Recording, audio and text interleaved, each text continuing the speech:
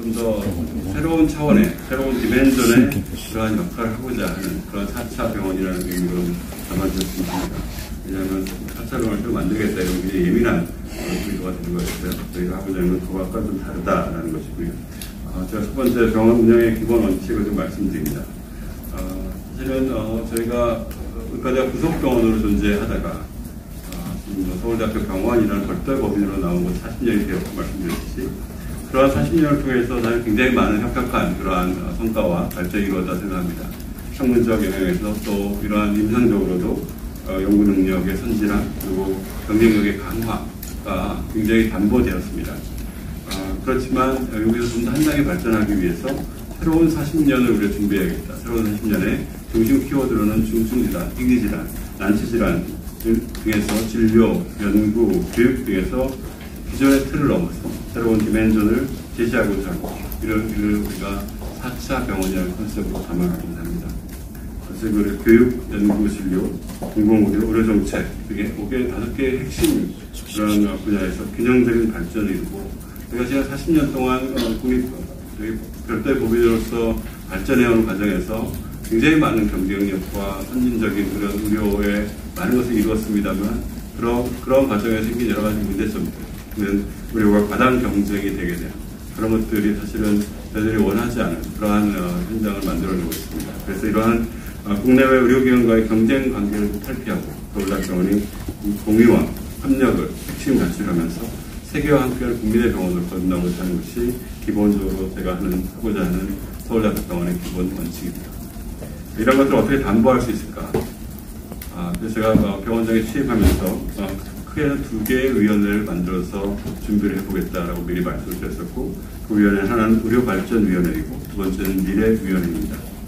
의료발전위원회는 대한민국 의료의 그러한 발전적인 방향을 설정하기 위해서 서울대학병원의 역할과 방안을 도출하고자 함이었습니다.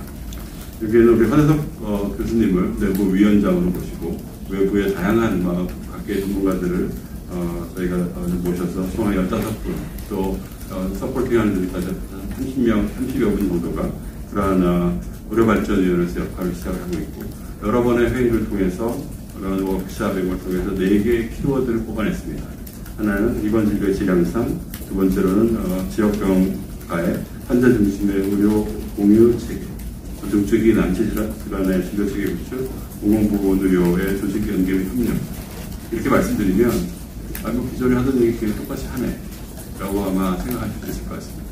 그래서 여기 좀 더 말씀을 드리면 입원 진료의 질 향상이라는 것은 결국 뭐를 전제로 하냐면 저희가 갖고 있는 진료의 커패시티는 어떻게 보면 한계가 되어 있습니다. 기존의 서울대학병원의 병원의 운영이 물론 다는 아니었습니다만 외래 중심의 진료였다면 그러한 외래 중심의 진료에서 좀 벗어나서 희귀, 난치질환 중심의 입원 진료를 좀 더 거의 강화시키고 이를 고도화하고 시스템을 좀 확보함으로써 결국 우리가 앞으로 서울대학병원이 가야 되는 아까 4차 병원이라는 말씀을 드렸는데 그런 의미에서 입원 진료의 질 향상을 중심에 두고 우리가 어떻게 외래 체계 또 입원 체계를 입원의 진료를 어떻게 전문적으로 담보할 수 있는가를 이러한 의료발전위원회에서 출범시키고 진행하고자 합니다.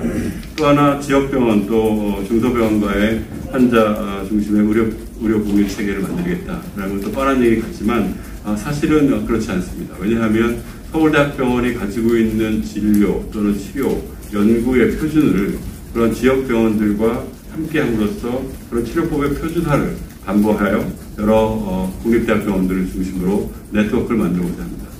그 네트워크는 저희가 그냥 가칭으로는 내셔널 헬스 트러스트라는 그러한 네트워크를 만들어서 서울대학병원이 가지고 있는 진료, 교육, 연구의 프로토콜을 그 지역병원들과 공유하고 그분들의 그러한 기본적인 진료 능력 또 연구 능력을 향상시킴으로써 우리 국민들이 어디를 가든 대한민국에서 가장 좋은 진료와 교육과 연구에 그런 혜택을 받을 수 있게 해보자 하는 것이죠. 그런 것들을 우리가 중증희귀 난치질환에 좀 더 전문적인 진료 체계를 구축하고 기존에 있는 여러 공공보건의료직과 연계함으로써 서울대학병원의 공공성 또는 서울대학병원의 역할을 좀 더 확보할 수 있을 거라고 생각합니다. 병원 내적으로는 우리가 공공진료센터를 만들어서 또 중증 또는 복합 질환을 갖고 있는 취약계층의 환자들에게 원스톱 또는 다학제 진료를 우리 진료 차원에서 진료센터를 운영하겠다는 것이고, 서울대학병원이 희귀질환센터의 중앙지원센터로서 저희가 지정이 되어 있습니다. 저희가 중앙으로서 역할이 뭐냐, 결국 여기에 들어있는 각 지역에 있는 지역병원들에게 그 지역에서 볼 수 있는 희귀질환에 대한 역할들 또 능력들을 충분히 심어줘서 적어도 한 지역기관에 있는 지역병원들은 한두 개의 희귀질환이 그 센터에 모일 수 있게 하고, 이런 걸 다 중앙조직 차원에서 코디네이션 함으로써 우리나라의 그러한 희귀질환, 중증질환들이 좀 더 전문적인 치료 체계를 갖고자 하는 그런 역할을 공식적으로 하겠다, 좀 더 실질적으로 하겠다, 이런 의미입니다. 세 번째로는 여기 계신 분은 잘 알고 계시지만 저희 어린이병원, 저희 서울대학병원에 있는 모든 구성원들은 어린이병원 굉장히 자랑스러워합니다. 물론 경영적으로 보면 굉장히 많은 자원이 들어가고 또 그 자체원으로 유지하기 어려운 것이 많지만 서울대학병원의 구성원들은 어린이병원의 존재에 대해서 굉장히 자랑스러워합니다. 내가 열심히 일하는 이유가 어린이병원이 잘 돌아가게 하고 어린이병원의 공공성을 담보하기 위함이다라는 굉장히 중요한 가치를 갖고 있기 때문에 어린이병원에 우리가 30년 이상 축적된 다양한 중증질환의 치료의 경험, 데이터 이런 것들을 공유하고 확산함으로써 우리나라에서 다른 병원에서 할 수 없는 일들을 서울대학병원이 앞서서 하겠다는 것이고요. 또 최근에 여러 가지 테크놀로지의 발전에 의해서 중증질환을 앓고 있는 어린이들이 집으로 돌아가면 아마 엄마들, 가족들이 굉장히 큰 부담을 가지게 됩니다. 그렇지만 그 부모들은 굉장한 의사 이상의 그러한 여러 가지 전문 지식을 그 분야의 질환에 대해서는 알게 되죠. 그래서 아이들을 치료하거나 보호하는 데 굉장히 부족함이 없습니다. 그렇게 되다 보니까 아이의 치료가, 아이의 생존이 가족에 너무나 큰 부담이 되고 있습니다. 그래서 그분들에게, 가족들에게 조금이라도 쉼을 주고 휴가를 주고 그 아이들을 그 대신 서울대학병원의 일정 부분 영역 안에서 돌봄을 함으로써 그런 가족에 대한 해체가 이루어지지 않고 좀 더 유지할 수 있는 그러한 기능들을 진행하고자 합니다.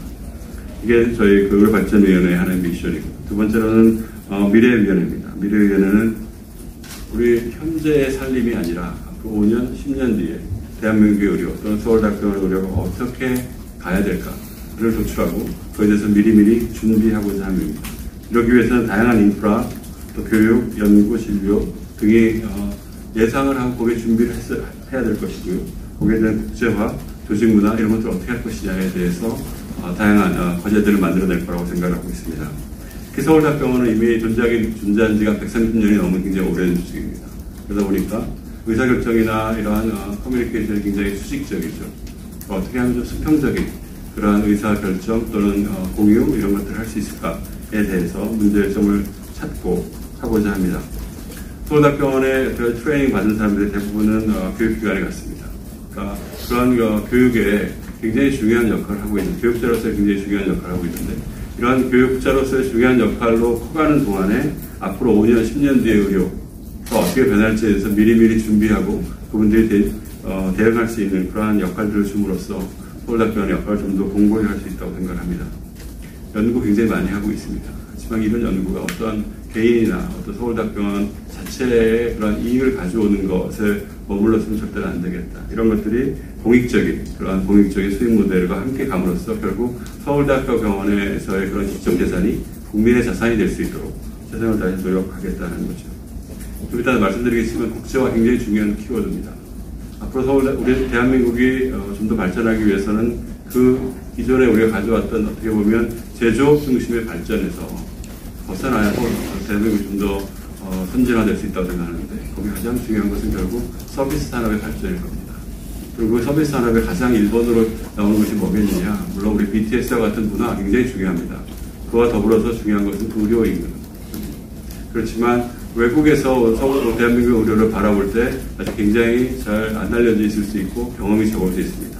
그러니까 결국 우리가 여러 가지 지금 UAE 나가 있습니다만, UAE 나중에 말씀드리겠지만 쿠웨이트, 모스크바 이런데 저희가 서울대학병원이 프론트라인에 진출하고 그 국민들에게 대한민국 의료 또 서울대학병원 의료를 경험하게 하고 결국에는 거기에 있는 많은 환자분들이 대한민국에 와서 치료를 받을 수 있는, 그래서 서비스를 집중적으로 진행할 수 있는 그런 선순환 구조를 만들고자 하는 게 미래위원회 하나의 아젠다입니다. 결국 이러한 서울대학병원의 변화에는 여러 가지 이제 요소들이 있을 겁니다. 시설도 있을 것이고, 사람도 있을 것이고, 플랫폼이 있고, 시스템이 있을 것입니다.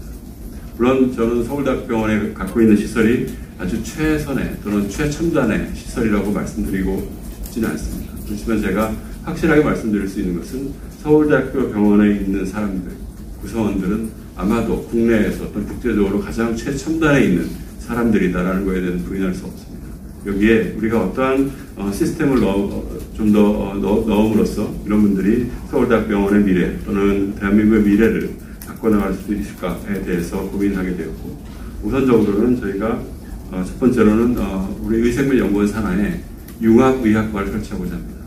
기존의 연구가 MD 중심의 연구였다면 여기에 우리 융합의학과에서는 PhD 중심의 또 엔지니어 중심의 그러한 연구가 일어나게 하고, 이런 것들이 여러 가지 융복합 의학 연구의 플랫폼을 제공하고 또 미래형 신진 연구 사업을 육성하고 등을 통해서 융합의학과가 새로운 차원의 그러한 연구 역량 강화에 천병이 될 수 있도록 노력하고자 합니다. 여기에는 사실은 MD로서는 여러 가지 좀 부족하기 쉬운 생명공학이나 정밀의료나 IT나 AI 등이 직접적으로 여기 있는 MD들과 콜라보레이션을 통해서 운영됨으로써 새로운 가치를 만들어낼 수 있을 거라고 생각합니다. 두 번째로는 저희가 굉장히 감사하게도 서울의대랑 같이 있습니다.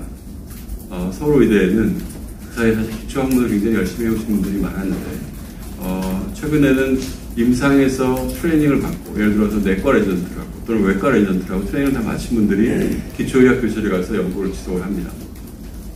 근데 그런 분들의 그러한 임상적인 트레이닝 또 연구에 대한 열정, 이런 것들이 단절이 되지 않고 병원과 직접적으로 연결을 시킴으로써 그분들이 임상이 기초연구가 되고, 기초연구가 좀 더 확대 발전하기 위해서 임상적인 시료와 자료들이 필요할 텐데 이런 것들을 최소한 확보함으로써 저희가 그런 분들이 기초과학과 임상의학과의 직접적인 연결을 만들 수 있는 중요한 그러한 모멘텀을 제공할 거라고 생각합니다. 그래서 이미 의과대학과는 그러한 콜라보레이션을 저희가 말씀드렸고 좀 더 전폭적인 지금 준비를 하고 있습니다.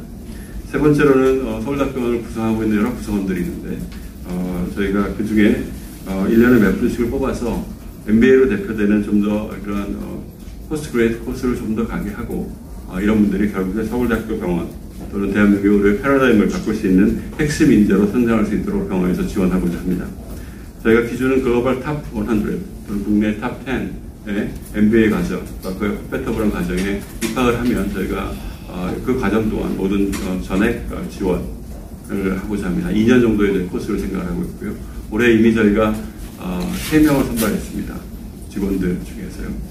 처음에는 2명을 선발하려고 했는데 굉장히 많은 지원자들이 지원을 하였고, 그 중에 우열을 가리기가 너무 힘들어서 3명을 저희가 선발했고, 이분들이 아마 준비되는 대로 내년에 계속 그런 외국으로 그런 공부에 들어갈 것 같고, 이런 분들이 지속적으로 서울대학병원에 축적되고 이런 분들의 경험과 또는 지식이 쌓였으면 아마도 대한민국 의료의 패러다임의 변화에 굉장히 큰 발전에 큰 좀 주도가 되지 않을까 이렇게 생각합니다.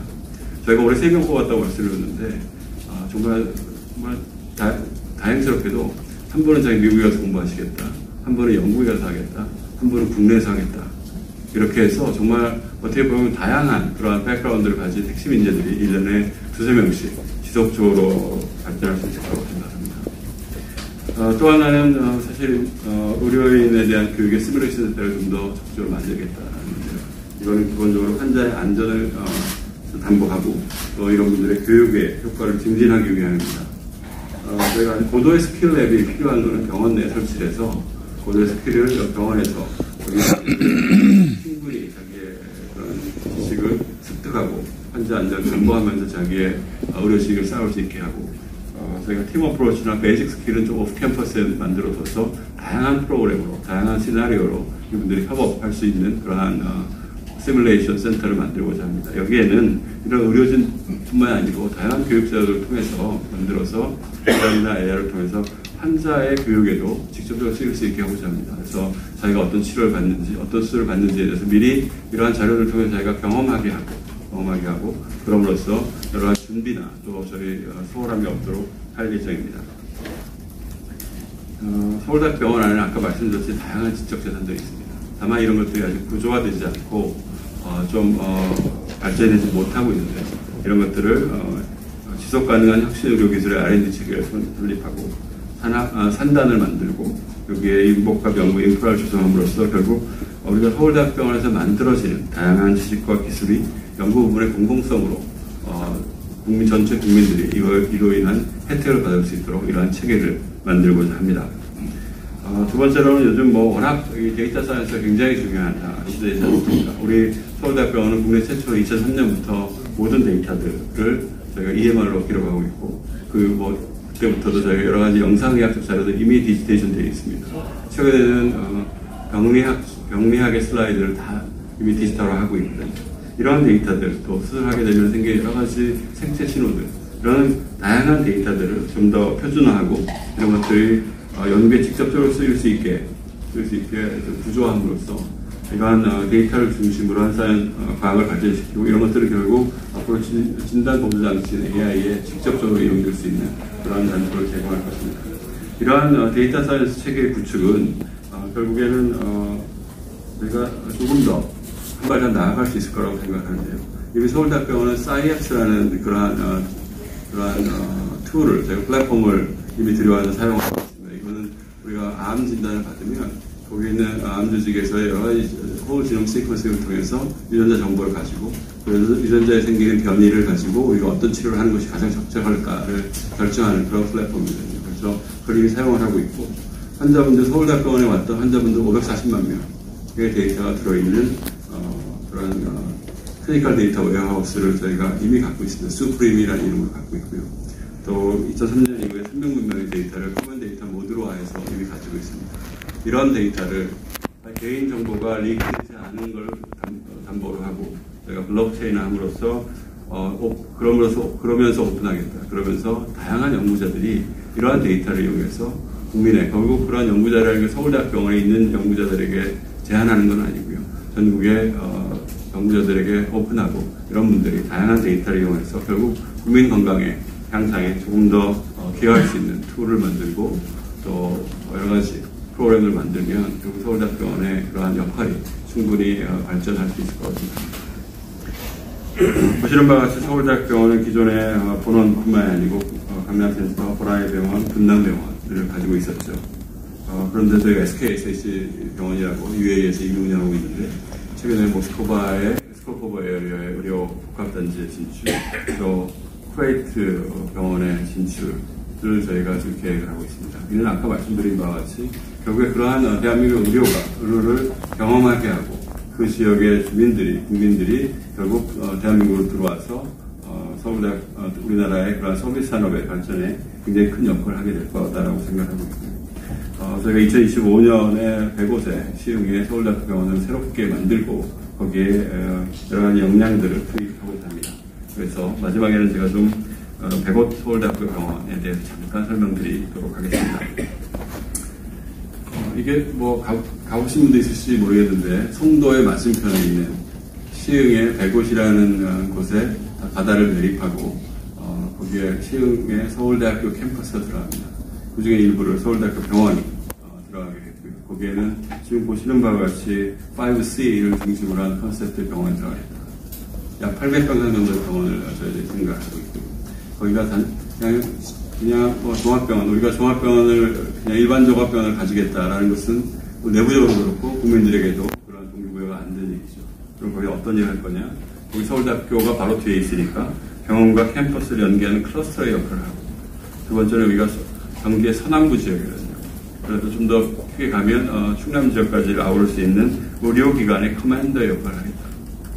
세 번째로는 여기가 공항도 굉장히 가깝고 지리적으로도 이런 남북의 의료 또는 국제의료의 그런 협력센터가 될 텐데 여기 컬래버레이션 센터를 여기서 직접적으로 운영하겠다라는 것이고 최근에 대두되고 있는 의료와 ICT 기술이 융합되는 그런 컨버전스가 되는 융복합 모델을 만들겠다. 또 다섯 번째로는 최근에 많이 발전하고 있는 또 굉장히 화두가 되고 있는 그런 ICT 기술을 이용한 커뮤니티 케어를 여기서 시흥이 아마 스마트 시티가 되고 스마트 산단이 거기에 설치가 되는데 그러한 스마트 시스템과 커뮤니티 케어가 한꺼번에 진행될 수 있는 모델을 만들어 보겠다라는 그런 5C를 가지고 저희가 그러한 시흥 100곳 병원을 만들 예정이고요.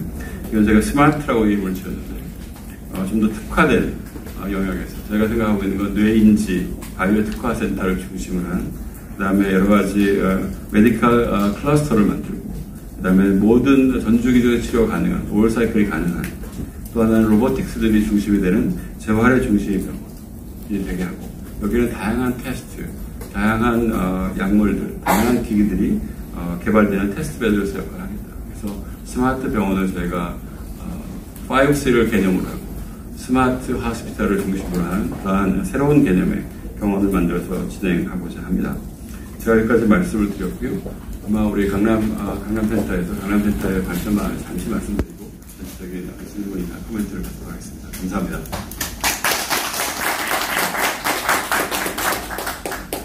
김현수 원장님 감사합니다. 다음은 김주성 강남센터 원장님께서 인사말과 병원 운영 방침 말씀드리겠습니다.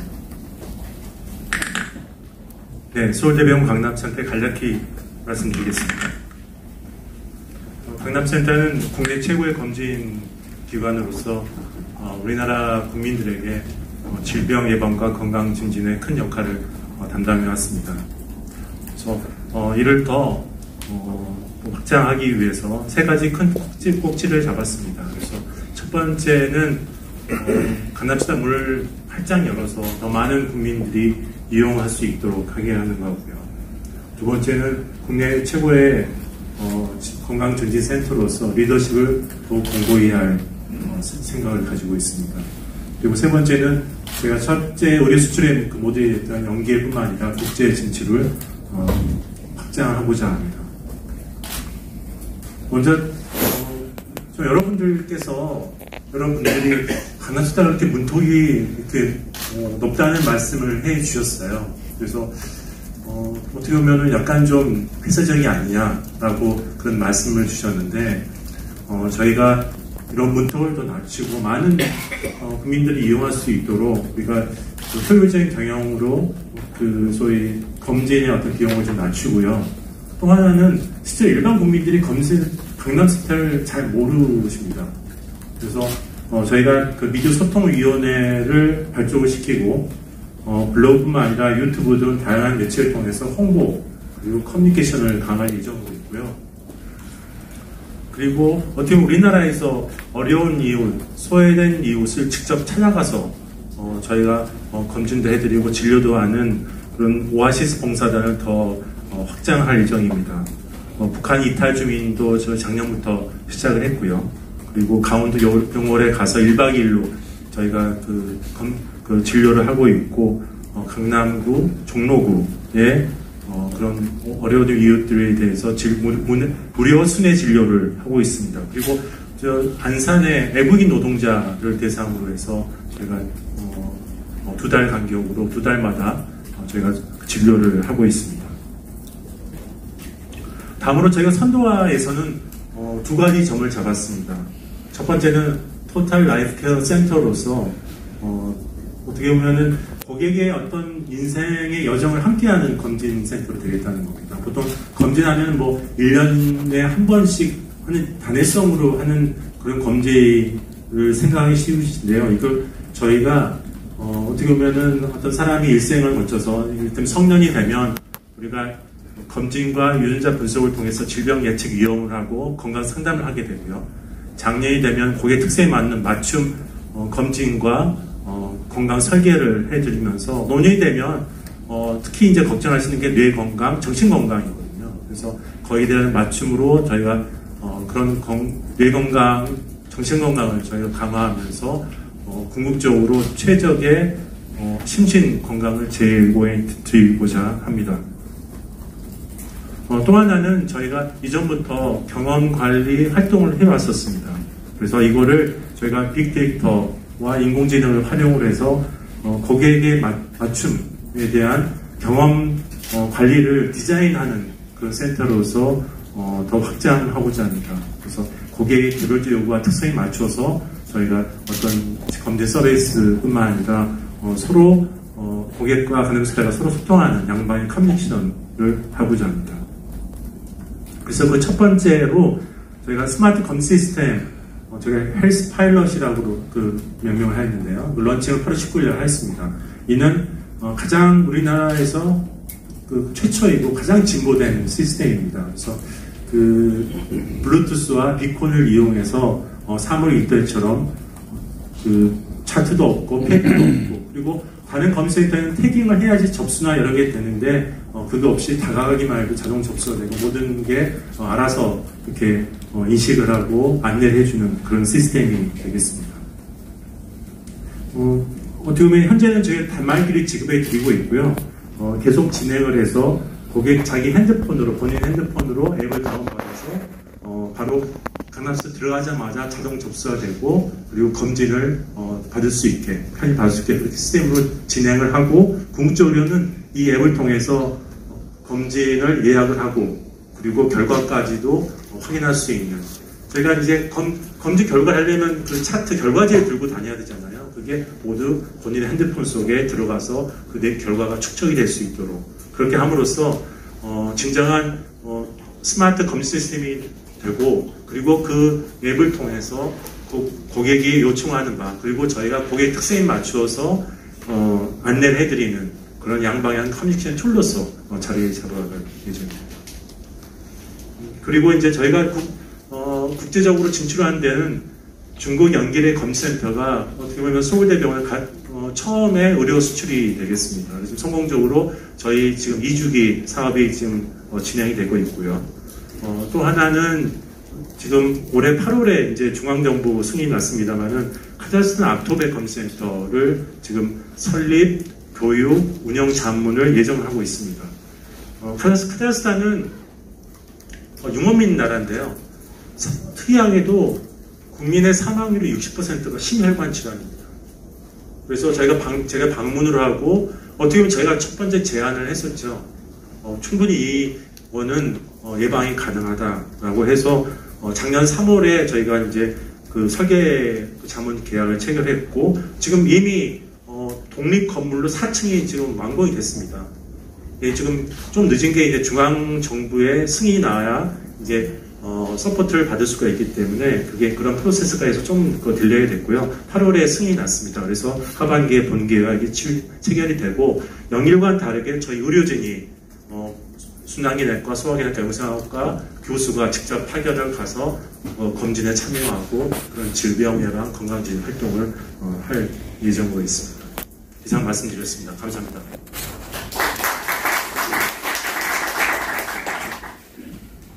김성원장님 감사합니다. 지금부터 약 20분 정도 질문응답, 질의응답 시간을 갖도록 하겠습니다. 병원 집행진께서는 명패가 표시된 지정석에 앉아주시기 바랍니다. 그리고 질문 있으시면 손을 들어주시면 저희가 마이크를 가져가겠습니다.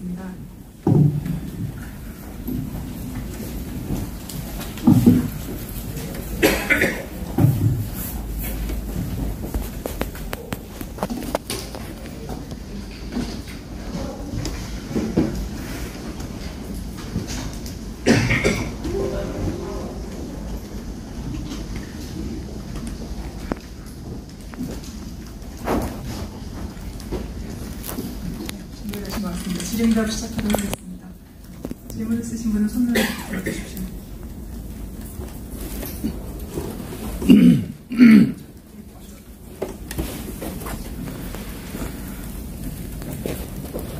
예, 글로벌 경제 이재승 전문 기자인데요.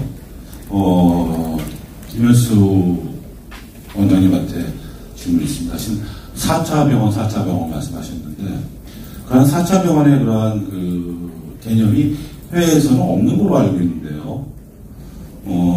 그렇다면 이게 지금 서울대병원 독자적으로 이런 걸 갖다 하는 건지, 아니면 혹시 어떠한 해외에서의 의료기관이나 어떤 그런, 예를 들면은 메이오 클리닉이나 텍사스 MDN 암센터나 그런 어떤 벤치마킹 하고자 하는 그런 병원을 염두에 두고 그런 걸 말씀하셨는지요.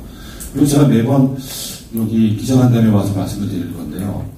그리고 서울대 의대 학생들이나 지금 서울대 병원에서 근무하시는 교수님들의 역량이나 가능성을 보면은 벌써 노벨 생리의학상을 타고도 남을 정도의 가능성도 있고 그렇게 노력을 하시는데 왜 그게 안 나오는 거예요? 예를 들면 우리나라 일본에 비교해서 좀 안 됐지만 일본 같은 경우 지금까지 23명의 노벨상이 나왔고 그중에 4명이 노벨 생리학상인 걸로 알고 있거든요. 그리고 요번에 지금 기사가 안 되면 하실 때 지난번에 보도자료가 나왔는데 노벨상에 대한 앞으로의 계획을 갖다 보도자료가 나왔는데 거기에 지금 생각대가 좀 아쉬움이 남는데요. 두 가지 답변 좀 부탁드립니다. 네, 그 노벨상에 대한 답은 박경수 연구원장께서 준비해 주시고 제가 처음에 질문하신 것 중에 이제 4차 병원에 이렇게 어디를 벤치마킹 한 거냐라고 말씀드렸는데 서울대학병원에 오는 신환자 새로 환자 한 500명쯤 신환자가 옵니다. 그중에 한 100명 정도는 응급실 통해서 오는 환자분들이고 나머지 400명 중에 한 4대1 또는 5대1 정도의 비율로 뭐냐면 환자 자신이 선택해서 오는 분이 4 내지 5라면 의료기관에서 의뢰하는 환자는 1입니다. 과연 서울대학교 병원의 역할이 어떠한 환자분들을 중심으로 가야 되겠느냐. 물론 환자의 선택권을 저희가 제한하자는 의미는 아니고요. 의료기관에서 생각하기에 좀 더 중증이고 또 신속한 치료가 필요하고 좀 더 복잡한 질환을 갖고 있는 환자라면 서울대학교 병원에 가서 받는 게 좋겠다. 그렇지만 그러한 슬롯이 굉장히 제한이 되어 있기 때문에 그런 분들의 선택권이 굉장히 제한될 수밖에 없는 거죠. 그러니까 이쪽에 그러한 환자 자신이 선택하는 그러한 선택권을 좀 제한이라기보다는 줄여서라도 이러한 응급이나 고도의 그러한 치료가 필요한 환자분들에 대한 특히는 병원에서 의뢰하는 환자분들에 대한 그러한 진료의 슬롯을 늘리겠다라는 거죠. 그래서 좀 더 필요한 사회적으로 필요한 선택권을 중증 질환에 대한 선택권을 좀 더 보장 우선적으로 하겠다라는 것이고 그런데 이런 것들이 서울대학병원 자체만의 노력으로는 굉장히 부족합니다. 그래서 제가 아까 중간에 잠깐 말씀드렸었는데 각 지역의 대학병원들 또 꼭 민간병원이라고 저희 배제하는 건 아니지만 그런 의향이 있고 또 능력이 있는 병원들과 네트워크를 만들어서 저희가 가칭으로 내셔널 헬스 트러스트라고 말씀을 드렸는데 그러한 네트워크를 통해서 그분들의 역량을 증가시켜주는 것도 있지만 그러한 의료기관들을 통해서 그러한 복잡, 중증, 희귀, 난치성 질환들에 대한 리퍼를 우선적으로 받고 그런 역할을 하겠다라는 것이 첫 번째 4차 병원의 역할입니다. 저희가 제가 이쪽 병원의 역할을 하면서 서울대학병원의 현재의 환자의 회복률은 약 3%에 약간 못 미치고 있습니다. 쉽게 말씀드리면 하루에 오는 환자 100명 중에 한 3명 정도를 지역병원으로 보내고 있는 거죠. 여기 계신 분들이 이제 낮다라고 생각할지 모르지만 다른 병원들 한 1% 내외입니다. 저희가 부원장을 하면서 그런 것들에 대해서 확실하게 노력을 했고 그래서 3%까지 올라가 있고 아마 이것이 5% 또 10%까지 가면 우리가 서울대학교 병원에서 봐야 되는 진정한 의미의 그런 중증 질환자들에 대한 여유가 굉장히 생길 것이고요. 저희가 또 이런 것에 대해서 좀 더 확신하는 이유는 우리나라의 1차 의료기관에 계신 대부분의 의료진들은 미국이나 영국이나 일본에 있는 1차 의료기관의 의사들보다 훨씬 능력이 좋습니다. 무슨 말씀이냐면 우리나라의 2차 진료의들은 1차 진료이지만 대부분 다 전문의입니다. 그렇기 때문에 임상적인 역량이 굉장히 충분하시거든요. 그래서 안정기에 있고 만성적인 환자분들은 지역병원으로 돌려보내고 그렇지만 그분들이 급한계되거나 또는 다른 중증질환이 생겼을 때는 서울대학병원에서 빨리 해결하고 이런 것들을 전국적인 네트워킹 함으로써 좀 더 서울대학병원의 고유의 역할을 하겠다는 것이고 아까 말씀드렸듯이 외래에서의 그러한 우리가 갖고 있는 전체적인 진료의 캐패시티를 굉장히 일정할 겁니다. 여태까지는 이번에는 굉장히 많은 노력을 해왔지만 외래에도 굉장히 많은 사실은 리소스가 분배되어 있기 때문에 그거 갖다가 좀 더 이번 진료의 질 향상, 또 표준화, 고도화 쪽으로 돌리게 되면 이러한 여기 계시는 우리 교수님들, 또 의료진들이 조금 더 그러한 환자 진료의 고도뿐만 아니라 교육 연구에 좀 더 투자할 수 있는 시간을 확보할 수 있을 것이다.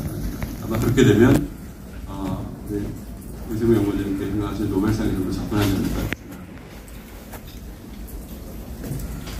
노벨상 말씀하시니까 그런데 서울대학교 병원과 서울의대가 지금 소위 말하는 이제 SCI 논문으로 보면 1년에 한 2,000편이 넘어가고 있습니다. 굉장히 많은 연구를 하고 있는 사실이고요.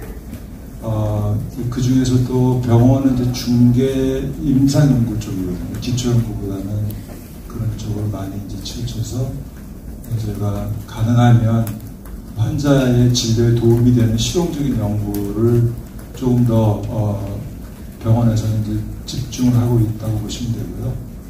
아무래도 노벨상 이런 좀 더 기초 연구 또 진료하고 연구를 병행하는 게 아니라 연구 좀 더 몰두하고 이런 분들이 더 많이 나와야지 자본이 많아져야지 이제 확률이 높아질 거라 생각을 하고 있고 또 한편으로는 우리나라에 오늘 꼭 할 얘기는 하지만 우리나라에서 R&D 예산이 굉장히 큰 편인데 그 중에 보건의료 R&D는 굉장히 적고요.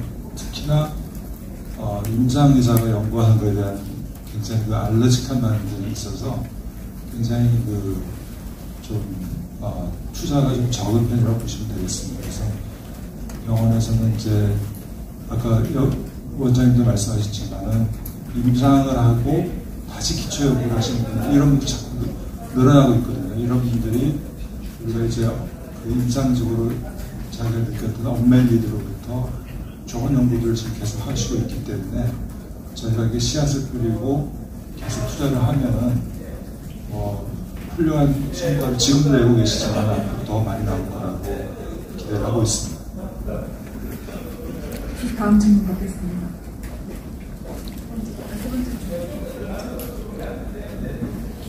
네, 저는 조선기재의 장유서라고 합니다. 그 병원장님께서 말씀하신 것 중에 제가 궁금한 점은 혁신과 규제라는 거는 사실 같이 동반되기는 상당히 어렵다고 제가 공감하고 있는데 서울대병원이 종합병원이 되려면 연구가 주로가 되는 병원을 만들겠다고 발언하신 걸로 알고 있습니다. 그런데 사실 이렇게 지금 4차 산업혁명이라는 타이틀을 지금 정부에서 걸고 있고 AI나 빅데이터 등 다양한 연구들을 좀 희귀질환 센터를 좀 더 강화하고 여러 가지 시도를 하신다고 하는데 지금 각종 규제나 정부 법안이 마련되지 않아서 사실 하다못해 예를 들면 개인정보보호법부터 시작해서 서울대병원의 빅데이터 센터 등 아직 규제에 막혀서 이게 적극적으로 병원에서 원하시는 방향대로 갈 수 있을지 궁금합니다. 결론적으로는 어떤 이런 혁신이라는 발전적 측면에서 조직을 이끌어 가시기 위한 어떤 보관이 있으신지 정부에 좀 이런 부분은 협의를 하실 계획이 어떤 건지 궁금하고요. 두 번째는 경기도 시흥에 들어서게 될 백오 서울대 병원이 부담 비용이 있는데 제가 알기로는 정부에서 부담을 좀 하지 않는 방향으로 가겠다라는 의견이 있는 걸로 아는데 그 예산이나 이런 것들 어떤 고려를 하시는지 궁금합니다. 네. 네, 혁신을 위한 규제 철폐라고 말씀하셨는데요.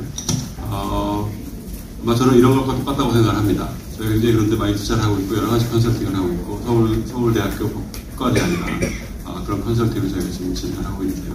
어떻게 하면 우리가 개인정보를 보호하면서 우리가 원하는 데이터들을 좀 더 쉽다기보다는 공식적으로 좀 잘 이용해서 국민들의 편익을 증가시킬까에 대한 논의를 하고 있고 여러 채널을 통해서 저희가 교반을 하고 있습니다. 단 하나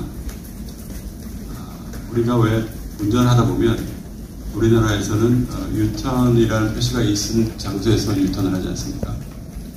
적절한 표현인지 모르겠습니다만 외국에 가면 일정한 장소에 유턴을 못하게 되어 있는 그러한 표가 되어 있고 그런 표가 없으면 자기가 원하는 경우에 유턴할 수 있는 거거든요. 저는 그거와 같다고 생각합니다. 명시적으로 안 되는 것을 갖다 저희가 철폐하고자 함이라기보다는 기본적으로 여러 가지 많은 것 중에 저희가 미리 규제를 생각을 하거나 이런 것들 때문에 못하는 것에 대해서는 과감히 저희들이 좀 더 무빙 포워드 하고 명시적으로 되어 있는 것들에 대해서도 좀 여러 가지 밸런스를 맞춰서 좀 그런 규제 틀을 낮출 건 낮추고 또 좀 더 없었던 건데 새롭게 만들려고 해서 만들고 이런 것들이 많이 말씀하셨습니다만 서울대학교 병원만의 노력만으로는 안 됩니다. 여러 다양한 기관들과 또 정부 채널과 또 민간단체들과 협업을 통해서 이런 것들이 궁극의 어떤 가치를 만들어낼 수 있는 훨씬 더 중요할 것 같아요. 그리고 지속적으로 소통하고 커뮤니케이션을 하도록 하겠습니다. 백옥병원의 그러한 우리 예산에 대해서 우리 백옥 단장께서 좀 더 자세히 말씀해 주실 것 같습니다. 네, 그 대구병원은 지금 저희가 800병상 정도 규모로 처음 시작하려고 준비를 하고 있는데 지금 건립 비용을 따져보게 되면은 대략 한 5천억 내지 6천억 정도의 비용이 소요될 것으로 추정이 되고 있습니다. 근데 그 말씀하신 것처럼 뭐 정부에서 나오는 돈은 제한되어 있는데 예타를 통과했을 경우에 이제 25% 정도 지원을 받겠지만 최대한 보면서 좀 기대를 하고 있는 부분이 있고요. 나머지 부분을 이제 자체 충당해야 될 텐데 이제 그러면 이제 그 지역사회 시흥시는 이제 뭘 하느냐는 부분인데 토지를 제공을 했습니다. 36,500평의 토지를 저희가 예타가 통과되면 그 제공받도록 그렇게 되어 있고 서울대학교 측에서는 이제 설계비라든지 이런 부분들에 대한 지원을 하게 되어 있는데 그러더라도 나머지 비용 계산은 굉장히 큰데요. 그 부분에 대해서 계속적으로 저희가 고민을 하고 있습니다. 아마 여러 가지 방식으로 해서 차입을 한다든지 등등의 다양한 방법이 있을 것으로 생각하고 있고 외부 컨설팅을 통해서 저희가 어떻게 이런 부분을 충당할 수 있을지 준비를 하고 있습니다. 다음 질문 듣겠습니다.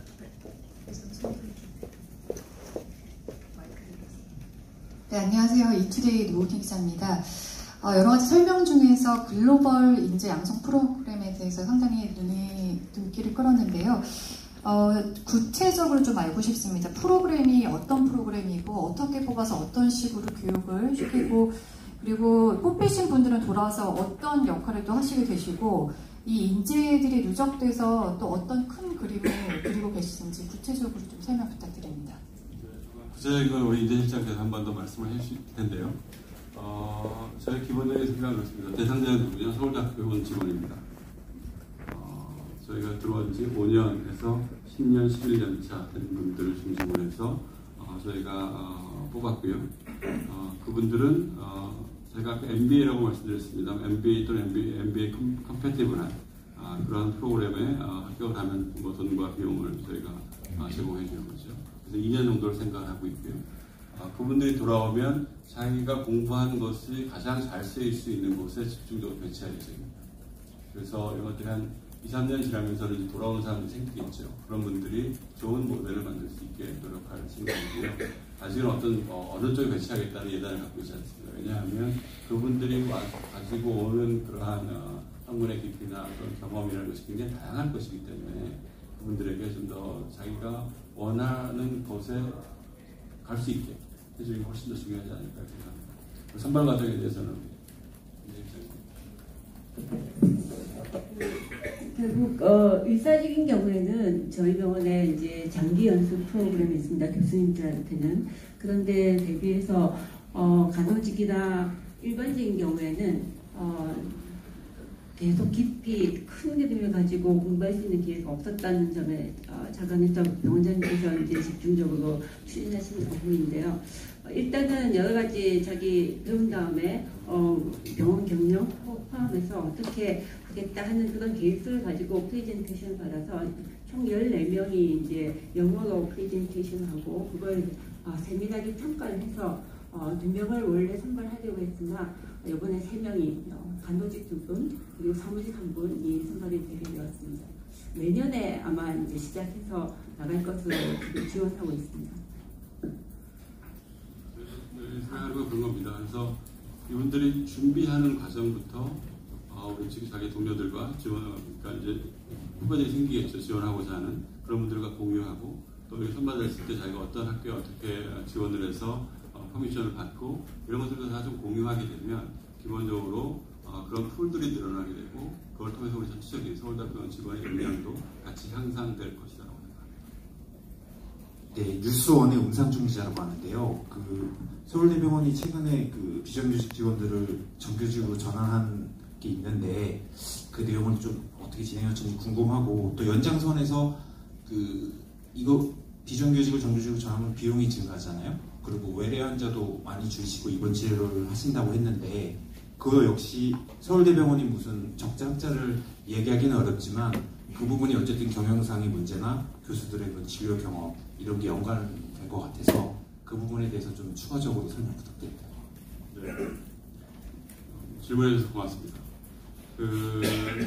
저희가 그래서 우리 병원에 있는 614명의 그러한 비정규직에 대해서 저는 직접 고용을 하겠다라고 저희가 선언을 했고요. 저희가 그렇게 가든지 아니면 자회사를 설치하든지 둘 중에 하나의 그러한 길이 있었습니다. 저희가 이런 결정하면서 굉장히 많은 내부의 토요도 있었고 또 외부와의 그러한 논의도 있었습니다. 다만 저는 병원장으로서 이런 비정규직의 정규직화가 세 가지 기준을 통과해야 된다고 생각했습니다. 첫 번째로는 이러한 비정규직 정규직화가 국민들에게 어떤 편익을 제공할 것인가. 두 번째로는 비정규직 당사자들의 그런 고용 관계가 안정화될 수 있을 것인가. 세 번째로는 우리가 만든 이러한 시스템이 과연 유지 가능한 것인가에 대한 것이죠. 두 번째, 당연히 우리가 직접 고용하게 되면 그러한 신분이나 안정은 굉장히 좋겠죠. 첫 번째가 고민이었는데요. 국민들에게 어떠한 편익을 제공할 수 있을까 굉장히 중요했습니다. 이분들 많은 부분들이 청소 미화하시는 분들입니다. 이분들이 활동하는 데가 물론 그냥 복도를 청소하는 분들도 계시지만 기본적으로 병동, 수술장, 응급실 등등에서 청소를 하시는 거예요. 근데 그분들이 왜 청소를 할까? 그것은 결국 환자의 안전을 담보하기 위함입니다. 그러한 감염 관리가 거기서부터 시작되지 않으면 서울대학병원에 아무리 환자 안전, 감염 관리에 저희가 최선의 노력을 한다 하더라도 저희가 그러한 일들을 함에 있어서 새로운 가치를 국민들에게 돌려주겠다. 환자의 안전을 청소부터 시작하겠다라는 생각을 과연 우리가 자회사를 통해서 할 수 있을까? 인 거죠. 그래서 저희가 직접 고용을 하면서 그분들에게 청소 미화로 저희가 뽑지 않았습니다. 그분들을 환자 안전 유지직이라는 직종으로 저희가 새로운 직종을 만들어서 그분들을 편입시켰고요. 그분들은 결국 우리 환자 안전을 일선에서 담보하는 그러한 역할을 저희가 부여하기로 했고, 그때 소속은 진료행정실, 진료보건장 산하에 둬서 그분들의 여러 가지 퀄리티 컨트롤을 좀 더 잘 하기로 했습니다. 세 번째가 이제 과연 이게 유지 가능한 것이냐에 대한 건데, 저희가 1년에 쓰는 요역 비용이 있지 않겠습니까? 그분들에 대한 썼을 때 비용, 그 비용들을 캡으로 놓고 또 시중 노인 단가를 저희가 반영을 하고 이런 것들이 자기 노동의 가치에 맞는 적절한 보수가 확보될 수 있게 그렇게 함으로써 그분들의 임금도 어느 정도 향상이 됐지만 병원 전체적으로는 그걸로 인해서 추가적인 경영상의 부담을 들지 않도록 저희가 설계했습니다. 그럼으로써 결국 저희가 자회사로 가거나 용역으로 가던 여러 가지 그런 회사 유지 비용이 회사에 드는 세금 비용들을 우리 그분들의 임금 향상에 쓸 수 있고 또 그분들이 일을 하게 되는 여러 가지 시설 투자를 할 수 있는 그러한 저희가 여유를 좀 만들게 된 것이죠. 그래서 물론 이론적입니다. 앞으로 저희가 하다 보면 여러 가지 문제점에 봉착하게 될 것을 예상하고 있습니다. 다만 저희가 그러한 세 가지 기준, 국민들에게 어떤 편의를 줄 것인가, 어떤 이게 정말 유지 가능한지 그런 것들을 저희가 고민해보서 그리고 자회사보다는 그러한 가치를 실현하는 데 있어서는 자회사보다는 직접 고용해서 서울대학병원 인으로서의 역할을 하는 것이 더 국민들에게 좀 더 새로운 가치를 줄 수 있을 것이다 라는 결정을 했고 진행했습니다. 질문 받도록 하겠습니다. 네, 저 한국경제 이지연인데요. 네트워킹해서 지역의료 질 높이겠다 이런 내용 아까도 원장님도 말씀하셨지만 사실 지금까지 계속 얘기했는데 못했던 부분인데 구체적으로 좀 어떤 방식으로 실효성을 높일 수 있는 대안 같은 게 있는 건지가 궁금하고요. 그리고 중간에 산단을 살짝 언급하셨는데 지금 산별혈액단이 안 되는 상황인데 산단 문제는 좀 어떻게 푸실 건지도 궁금합니다. 네트워킹에 대해서는 기존에 우리가 가져왔던 그러한 현재 의료 체계를 기준으로 하면 만들기 어렵습니다. 그래서 제가 경쟁과 유인에 의한 진료 체계에 대해서 더 이상 연연하지 않겠다라고 제가 처음에 말씀드렸었고요. 그거에 기본적으로 움직일 수 있는 그러한 그룹은 국립대학교 병원입니다. 국립대학교 병원의 네트워크를 좀 더 공고히 하고 그분들에게 우리가 가지고 있는 여러 가지 그러한 자산들을 같이 공유하고 그분들의 그러한 단계를 수준을 많이 좋긴 하지만 같이 좀 공유함으로써 국민들에게 똑같은 정도의 치료의 시스템을 가게 하겠다라는 것이고요. 왜냐하면 국립대학병원들은 각각의 지역에 또 자기의 나름의 지역의 의료원들을 그러한 커넥션을 갖고 있습니다. 그러니까 그런 것들이 전체적으로 움직이게 되면 아까 말씀드린 내셔널 헬스 트러스트라는 그러한 체계를 만들 수 있을 것이고 거기에 여러 가지 그 지원들, 또 보건복지부, 또 건강보험에서 생각하고 있는 여러 가지 지원들을 좀 같이 묶으면 기존의 어떤 경쟁하고 어떤 환자의 NC에서 나오는 의료 병원의 경영 방식에서 좀 탈피할 수 있을 거다라고 생각합니다. 이 산단에 대해서는 우리 기술적으로 좀 다시 한번 설명해 드리겠습니다. 그 보건복지위원회를 통해서 연구중심 병원을 병원 기준들을 좀 더 강화하기 위해서 산업협력에 관한 촉진법과 유사한 산병법을 추진했었지만 여러 시민단체와 또 민주당 내 반대로 통과가 안 된 걸로 들었습니다. 가장 컸던 이유 중에 하나가 그 의료기관의 영리화를 촉진하거나 그에 유사한 기술 요소들이 상당히 법안에 있는 게 아니냐 이렇게 좀 문제를 삼았다고 들었는데요. 이제 교육부하고 계속 협의를 하고 있는데 산학협력에 관한 촉진법은 애초에 교육부의 산학협력 정책과의 법률입니다. 이 법에서는 약 10개인가 11개 교육기관이 산학협력에 참여할 수 있도록 교육부 법의 시행령에 들어있습니다. 그래서 저희들이 교육부와 협의를 했던 거는 우리 대학병원, 국립대학교 병원의 설립 목적이 교육, 연구, 진료, 공공의료 등으로 되어 있고 고등교육법에 의거한 설립기관입니다. 그래서 이런 법률의 취지를 살리고 또 4차 혁명과 같은 새로운 교육 수요를 감당하는 의과학자를 양성하기 위해서는 이런 교육기관으로서의 기능과 역할을 강화하는 법률적 개혁이 필요하다라고 제안을 드렸고 이 부분에 대해서 상당히 교육부에서 공감을 해서 현재 법률 개정안을 같이 만들어 놓고 있는 상태입니다. 다만 문제가 되는 부분들이 이제 그런 교육기관으로서의 기능을 공고히 하기 위해서는 국립대학교 병원들이 가지고 있는 지금까지 진료 기능이 좀 더 과대하게 표현되어 왔었는데 좀 더 우리 사회에서 필요한 의과학 교육에 투자하고 지원할 수 있는 그런 행정체계 또 정체성 이런 부분들을 갖춰가는 게 지금 필요하다라고 하고 있어서 그 부분에 대한 노력을 같이 준비하고 있습니다. 시간 관계상 마지막 질문 말씀 주셨던 목사님께. 네, 안녕하세요. MBA 이영준 기자입니다. 제가 지금 복지부 출입한 지 10달 정도 돼서 잘 모르지만 좀 현실적으로 궁금한 게 있어서 여쭤볼게요. 일단은 그 근무 시간이 줄어들면서 아까 원장님이 이제 교육 쪽으로 강조하셨는데 실제적으로는 교육할 시간이 없다고 진료 보면 끝난다고 하는데 그건 어떻게 해결을 하고 계시는 건가요?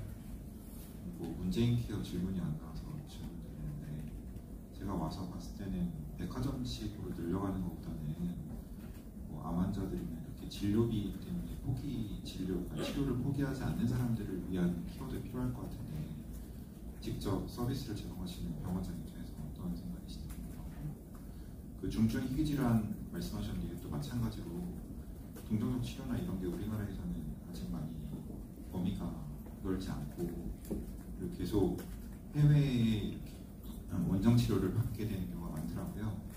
그래서 이런 부분, 그러니까 중증 희귀질환에 대한 연구를 하시는 건 분명히 좋은 일인데 병원 입장에서 혹은 또 그 이상에서 뭔가 같이 좀 따라가줘야 될 게 뭐가 있을까 이상입니다. 네, 그러니까 저희가 아까 말씀드린 거 입원 환자분들의 치료를 좀 더 집중하고 고도화하겠다라는 것이 전공의 수련 시간 제한과 거기에 엮여 있다고 생각하지 않습니다. 전공의들 또 우리 전공의들은 기본적으로 수련을 받는 피교육자 입장이고 그분들의 어떤 노동력이나 그분들의 그러한 오버워크를 통해서 병원의 그 유지나 발전을 담보하지 않겠다라는 것이고요. 그러기 위해서는 다양한 많은 전문의들이 좀 더 입원 현장에 투입될 수 있는 구조를 만들고자 하고요. 지금같이 우리가 병실에 입원을 하면 레지던트가 보고 그 다음에 교수가 직접적으로 고객 치료에 관여하고 이런 것들을 우리가 기본적으로 갖고 있는 스킴 아니겠습니까?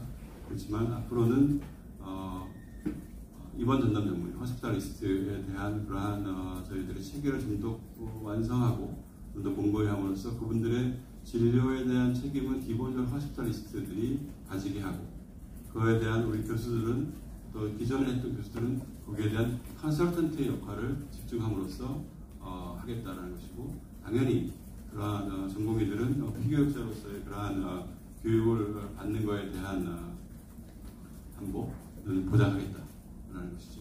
그런 식으로 할 예정입니다. 그러니까 그러기 위해서는 물론 서울대학병원만의 노력을 물론 할 것이고요. 그것이 우리나라 전체적인 스킴의 변화를 동반해야 될 것이고, 거기에는 그런 복지부나 건강보험에서의 그러한 역할도 굉장히 중요할 거라고 생각합니다. 그래서 그쪽 그런 유관기관들과 지속적으로 논의하고 있고, 앞으로도 지속할 수 있는, 그래서 결과물을 만들어낼 수 있을 거라고 생각합니다. 저희가 이제 중증질환 중에 저희가 이제 지금 준비하고 있는 게 들으셔서 알겠지만, 저희가 부산 기장에 중립자 치료센터를 지금 만들고 있습니다. 물론 처음에 기획한 것은 원자력의학원에서 기획을 했다가 여러 가지 이유로 서울대학병원에 맡게 되었고요. 저희들이 여러 가지 조사를 해본 결과 우리나라에 적어도 2개 내지 3개 정도의 중립자 치료센터는 필요해 보입니다. 그래서 아마 세브란스가 저희 신촌에다 만드는 걸로 저희가 알고 있고요. 저희는